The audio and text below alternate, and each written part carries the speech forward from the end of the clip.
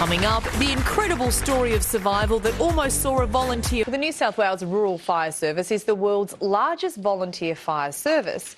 And at one brigade, 2 special members have made a world of difference to each other and the rest of their crew. They say the Rural Fire Service is just like family. And here in Blackheath in the Blue Mountains, it couldn't be closer to the truth. Who's in charge of this rabble? That'd be me, I think. How do you keep them under control? It's hard, very hard. They all like to have their say. Larry is the captain of this tight-knit group of volunteers. But the Saturday before Christmas, this family came very close to losing 4 of its own. We were in a bit of a strife. We were caught in an overrun. What's that mean, like in one? Oh, what happened is we were in a position where we just couldn't get out in time, and the fire came over the top of us. This is what an overrun or flashover looks like.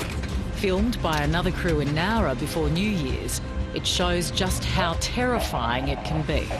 Rural fire trucks have heat shields inside, and outside, sprinklers over the wheels and cabin to increase the chances of survival in situations like these. At one point it was smoke in the truck.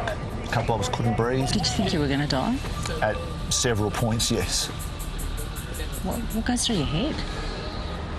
Panic for a split second, and then you look around and I'm with my brothers. I know that sounds like a cliche, but I am. And we either pull together and get out or we don't, and we pull together and we get out. So this is the truck you're in the day of the overrun? Yep. We've melted and bubbled all the reflective striping, and we also melted the mirror. Jeez. Alex Newcomb was back behind the wheel that day, volunteering just 12 weeks after transplant surgery. Alex, what was wrong with your kidneys? I got a strep throat, and I couldn't get rid of it, and it got to my kidneys. Started attacking, got rid of the actual infection in my own immune system. It started attacking my kidneys. And among this RFS brigade was one fellow firefighter who was the perfect match, his wife of 20 years, Kate. Brigade love you both. It's pretty obvious. God knows why. What was the reaction here when they found out you could actually have a kidney and it was going to be Kate's? How dumb is she? When was the first fire after the operation? Probably a bit early, as per the doctors, but... Did they tell you should be out on the fire ground? They didn't tell me I shouldn't. You just had a kidney transplant. Why'd you go back so early? I was very bored, and the brigade needed me. They needed drivers and crew leaders, and I'm both. So, and my back garden's on fire. Whatever the medical advice, Blackheath's best driver was back behind the wheel the night their truck was engulfed in flames. And everything was fine until the water ran out. And then then what do you do if your only protections is sprinklers? Well, basically, I just spoke to Alex and just said, it's time to go, Alex. Do you feel the pressure when you're doing that? A little bit. Yeah. Because you don't want to let them down. Surrounded by fire, heat blinds down on every window, unable to see where he was going, Alex reversed the truck out of danger to get his crew home to safety. And Alex, what were you thinking? Got to get us out of here. And I did, so all good. Would have been a waste of a bloody good kidney if you hadn't. Actually, we're protecting Kate's kidney. I would have been pissed. Yeah. I mean, it's good that he didn't die anyway, but yeah.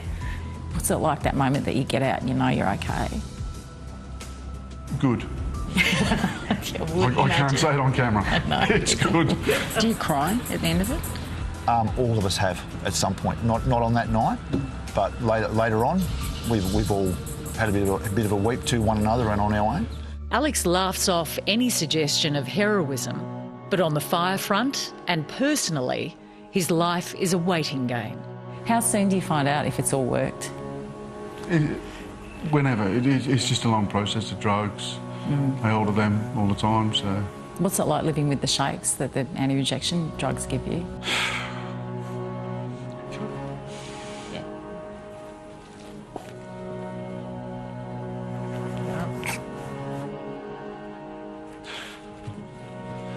The side effects of Alex's medication are hard to live with, but he needs the injections to prevent his body rejecting the new kidney. And his work wife, Scott, is there to cheer him up and lend a hand. How often do you have to stab him? twice a day. Twice a day. Who's better at injecting you, Scotty, on the truck or Kate? Scott. Told you. He's a much better wife. What's the difference? He's got softer hands. It's a long road ahead for Alex and the rest of the crew this fire season, but the community's support has been overwhelming. Do you expect recognition doing this job? No, not really, but it is nice. See all the kids on the streets when we drive past, waving. That's good. I'm going to make you both cry. I'm going to stop. Thank you for everything you do. It just spins everybody out, I think, that you're volunteers and you're doing this. You know, thank you. I mean, the work that these guys are doing and have been doing is just incredible. I can't even reverse parallel. So, I mean, like, the greatest, the biggest respect for these guys. It's incredible what they're doing out there every day. It's truly amazing. Day in, day out. It's so Australian. And speaking of epic Australians, how's this for an iconic Aussie site? The Opera House lit up its sails on Saturday night to honour our firefighters and fire-affected communities. The touching images focus on moments of hope and solidarity captured on the fire front over the last 3 months. 3 months. It makes you cry. Amazing. It's just wonderful to have those moments of hope along the way. Yeah.